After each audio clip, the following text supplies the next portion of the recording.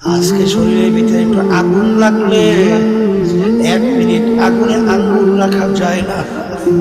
কিন্তু আরাম প্রিয় আমার বাবারা, ধনী আমার বাবারা, ক্ষমতা সম্পূর্ণ আমার বাবারা, বাজারে একবার যদি মিথ্যা কথা বলো, বাজারে একটা মিথ্যা কথার জন্য 7000 বছর জাহান্নামের আগুনে জ্বলতে হবে। এক ওয়াক্ত নামাজ যদি ইচ্ছা করে কেউ ছাইরা দাও, এই অপরাধে 2,88,00,000 বছর জাহান্নামের আগুনের ভিতরে জ্বলতে হবে। একবার যদি কেউ রমজান মাসে একটা রোজা ইচ্ছা করে ছাইরা দাও, কমপক্ষে 70,000 বছর জাহান্নামের আগুনে জ্বলতে হবে। একবার যদি কেউ নেশা করা আজান যার মাধ্যমে ব্রেন বিকৃতি ঘটায়, কমপক্ষে একটা কবিরা গুনাহ, কমপক্ষে 7,000 বছর জাহান্নামের আগুনে জ্বলতে হবে।